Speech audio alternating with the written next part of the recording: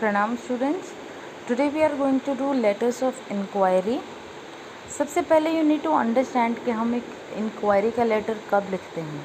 It is very important to know that जब आपको किसी चीज़ के बारे में कोई जानकारी चाहिए, you know when you need to inquire something about something, तब आप लेटर ऑफ इंक्वायरी लिखते हैं in order to get a positive and productive answer from the person जिससे आप वो जानकारी लेना चाहते हैं। ठीक है, so this is the definition.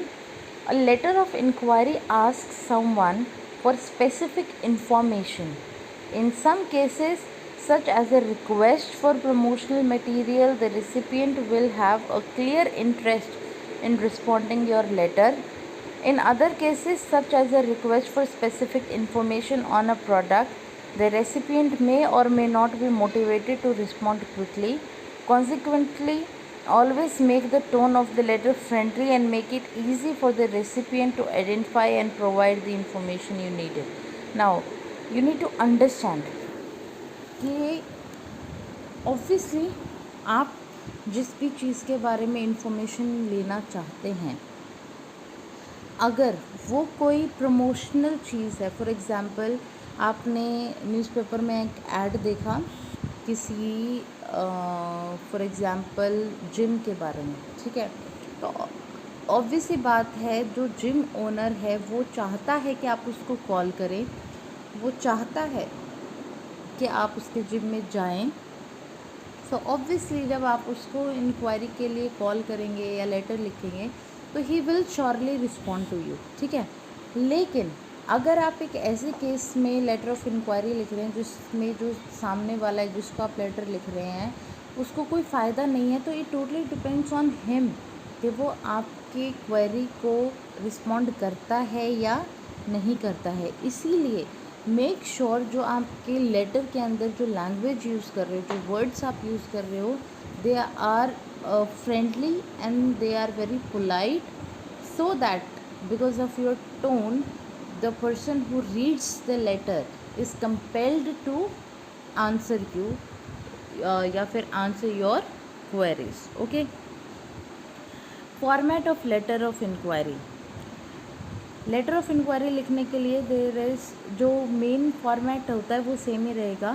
Sanders address will be there, then date would be there, receiver's address, subject and salutation, and then the body of the letter. But there are some specific things that you need to take care when you are writing a letter of inquiry, especially in the body part. देखो, in the first paragraph, identify yourself and if appropriate your position and your institution or firm.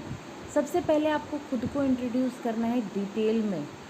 आप कौन हो, आप कहाँ से हो, कहाँ job करते हो, किस डेजिग्नेशन के थ्रू आप वो जो लेटर ऑफ इंक्वायरी है वो आप लिख रहे हो। In the second paragraph, briefly explain why you are writing and how you will use the requested information. अब ऑब्वियसली बात है, अगर आप कोई इन्फॉर्मेशन किसी से ले रहे हो तो you need to assure that you are not going to use that information in a negative manner. Offer to keep the response confidential if such an offer seems reasonable. List the specific information you need. You can phrase your request as questions or as a list of specific items information.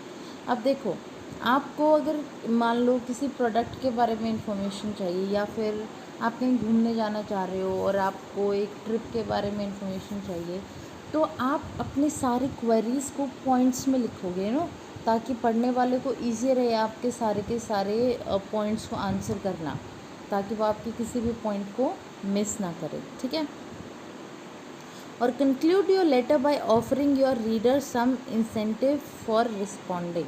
Obviously अब आपको कुछ ना कुछ तो उसको लालच देना पड़ेगा ना, ताकि वो आपको रिप्लाई ज़रूर करे। Okay, now here we have an example. यहाँ पर क्या है कि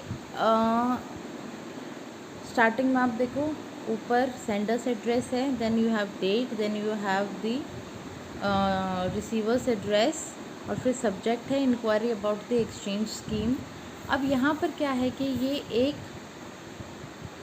एक्सचेंज कि स्कीम किसी ने न्यूज़पेपर के अंदर देखी कि आपके जो पुराने बर्तन हैं उनको एक्सचेंज करा कर you can buy new non stick cookwares, तो उसी के बारे में क्वेरी का लेटर है ये, ठीक है।